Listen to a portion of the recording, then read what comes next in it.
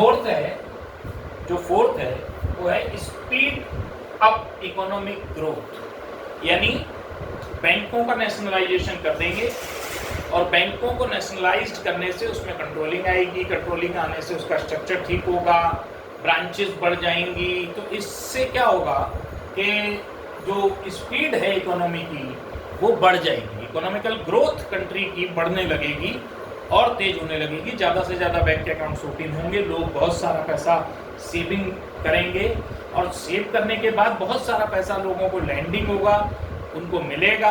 तो इससे देश की जो अर्थव्यवस्था है वो और तेज गति से दौड़ेगी। ये मन में विचार ला करके 1969 में नेशनलाइजेशन किया गया। फिफ्थ है प्रायोरिटी सेक्टर लैंडिंग। ये प्रायोरिटी सेक्टर क्या होता है? देखिए, पॉपुलेशन इंक्रीज हो रही है, बड़े लेवल पर इंक्रीज हो रही है, उसकी नीड्स हैं, उसकी नीड्स को पूरा करने के लिए बहुत सारे सेक्टर्स हैं जहाँ उनको एम्प्लॉयमेंट भी मिलनी है, जहाँ से उनको बहुत सारे और बेनिफिट्स भी मिलने हैं। तो इसके लिए प्रायोरिटी सेक्टर जो हो गया वो एग्रीकल्चर हो गया, कंस्ट्रक्शन हो गया, रोड हाईवेज का बनना हो गया, इसे हम कहते हैं इंफ्रास्ट्रक्चर, एजुकेशन एक फील्ड हो गया, हेल्थ एक फील्ड हो गया। तो ये वो फील्ड्स हैं जो प्रायोरिटी सेक्टर्स में आते हैं। इन सेक्टर्स में बहुत नीड है फाइनेंस की, बहुत नीड है पैसे की। ये और 1969 के बाद 70-75 के अराउंड बहुत ज़्यादा ज़रूरत थी, क्योंकि हमको पता है कि 1965 में और 1962 में 2 वॉर हमने लड़ी और उन वॉर के टाइम पर हमारी सिचुएशन कैसी हो गई थी कि हमारे देश के जो प्रधानमंत्री थे लाल बहादुर शास्त्री, उनको कहना पड़ा कि एक टाइम खाना खाइए और एक टाइम मत खाइए, बचाइए। तो ऐसा एक सिनेरियो भारत का था कि हम इकोनॉमिकली ग्रो नहीं कर पा रहे थे।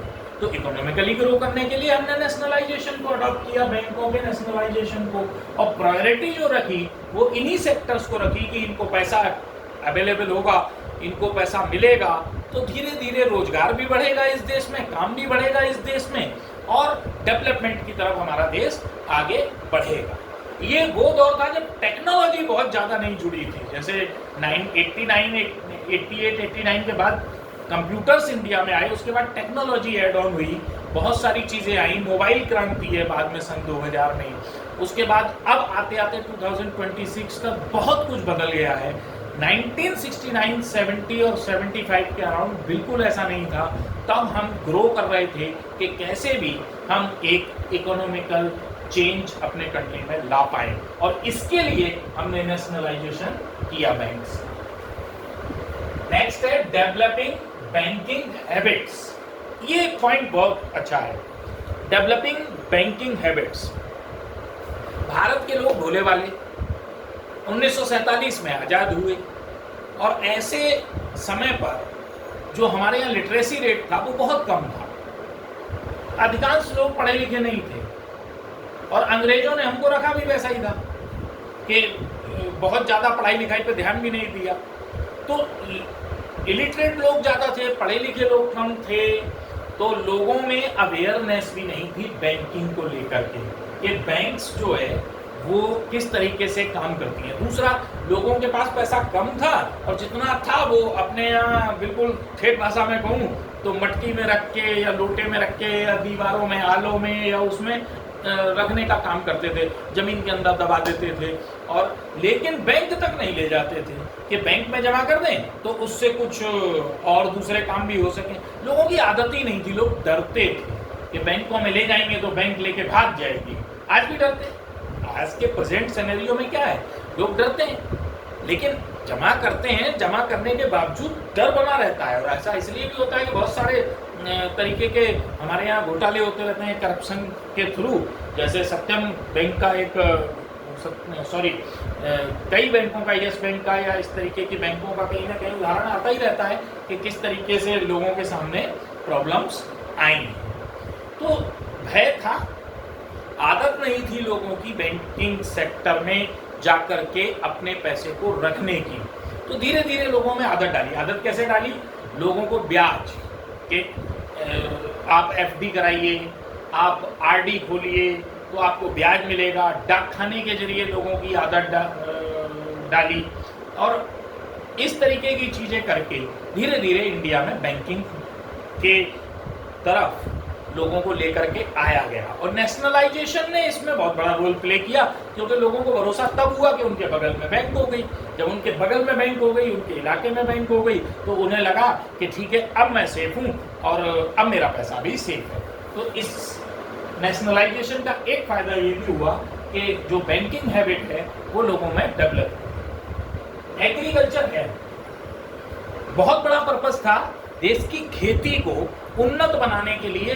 किसान को पैसे की जरूरत थी और हमारे यहाँ जो किसान था वो डिपेंड था अपने गांव, अपनी तहसील, अपने ब्लॉक, अपने क्षेत्र के मनी लेंडर्स पे, और वो शोषण करते थे उनका।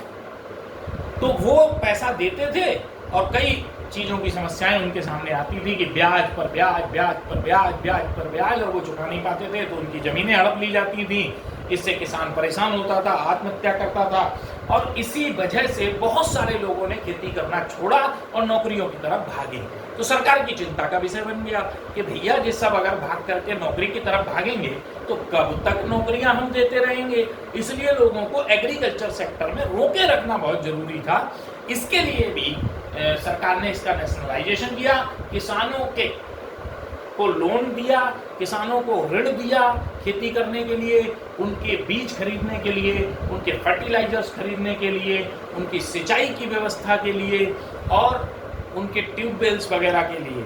तो इस तरीके से बहुत सारे जो छोटे छोटे काम खेती में होते हैं उनके लिए उनको लोन देना शुरू किया, जिस वजह से देश में एक हरित क्रांति जैसी स्थिति भी उत्पन्न हुई कि हम सेल्फ डिपेंडेंट हो गए अनाज के मामले में, और आज हमारे देश में पर्याप्त अनाज होता है। तो उसके पीछे, पर्याप्त अनाज के होने के पीछे भी ये नेशनलाइजेशन है कि बैंकों का नेशनलाइजेशन किया इस वजह से। और लास्ट है सोशल वेलफेयर। जितनी भी पब्लिक है, बैंकिंग सेक्टर के होने की वजह से लोगों का सोशली बहुत फायदा होता है। आज देख लीजिए आप, किसी को कार चाहिए, किसी को बाइक चाहिए, इमीडिएटली लोन पर लेकर के अपने सोशल स्टेटस को अपग्रेड कर लेता है और आसानी से अपना जीवन जीता है। इवन पढ़ाई लिखाई तक में एजुकेशन लोन मिल जाता है, दुनिया भर की चीज़ें हो रही हैं। तो इससे भी सोशल एम्पावरमेंट हो रहा है पब्लिक का और उनका वेलफेयर हो रहा है। तो बैंक्स नेशनलाइज्ड हुई, सरकार के कंट्रोल में आई, तो उस वजह से लोगों का सोशल वेलफेयर होने लगा। और अटमोस्ट इसका एक बहुत बड़ा पर्पस नेशनलाइजेशन का ये भी था कि भारत में या हमारे देश में जो महाजनी पद्धति के लोग, जो जमींदारी पद्धति के लोग, जो ब्याज पर पैसा देने वाले छोटे छोटे लोग आसपास थे, उन लोगों के बिहेवियर पर कंट्रोल करना और लोगों को उनके पास ना जाने के लिए प्रेरित करना और बैंक पर भरोसा करने के लिए कहना, ये एक पर्पस नेशनलाइजेशन का था, बैंकों के नेशनलाइज्ड करने का था। आज भी भारत में बहुत सारे लोग आज भी प्राइवेट लोगों से ही पैसा लेते हैं और ब्याज पर लेते हैं और अपने बिजनेसेस को चलाते हैं, और बहुत सारे क्राइसिस होते हैं, बहुत सारी खबरें आप सुनते होंगे, लेकिन लोगों को बैंकों पर भरोसा करना चाहिए। प्रोसीजर थोड़ा टफ है, फाइलिंग सिस्टम ज़्यादा है, सरकार उसको ईजियर करती है, करने की कोशिश कर रही है, लेकिन धीरे धीरे धीरे धीरे चीज़ें बेटर होती हैं, हो रही हैं, अभी इतनी हुई हैं, आगे और अच्छी होंगी।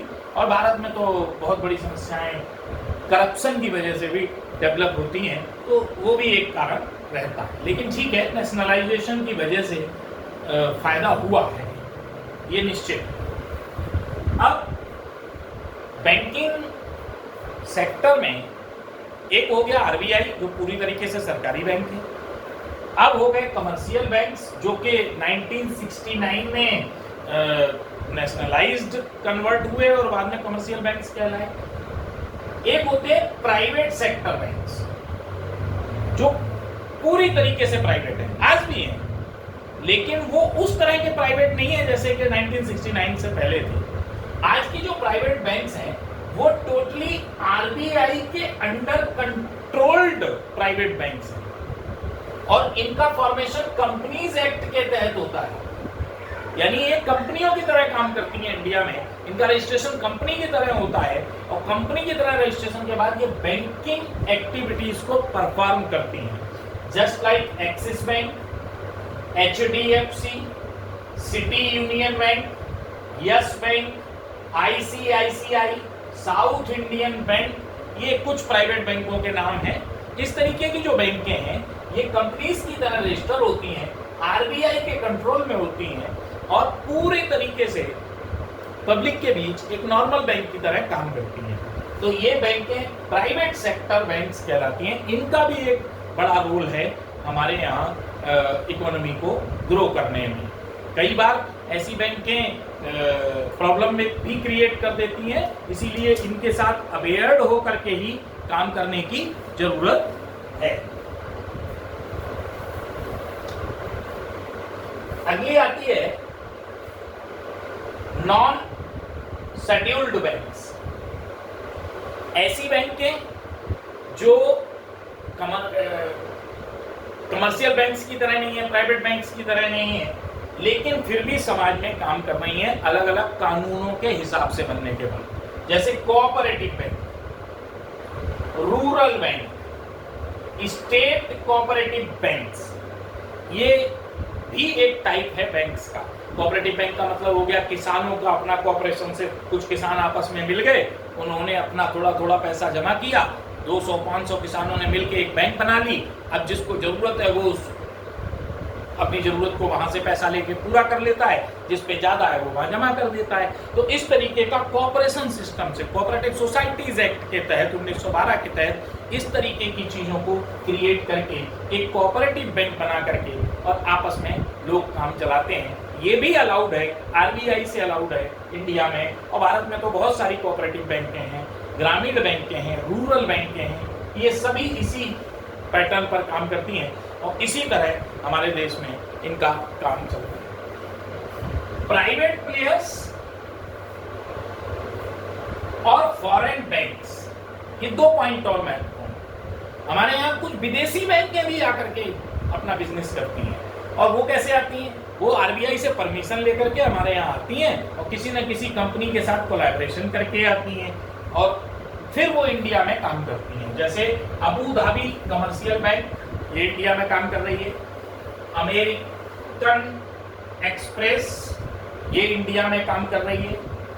बैंक ऑफ अमेरिका, ये इंडिया में काम कर रही है।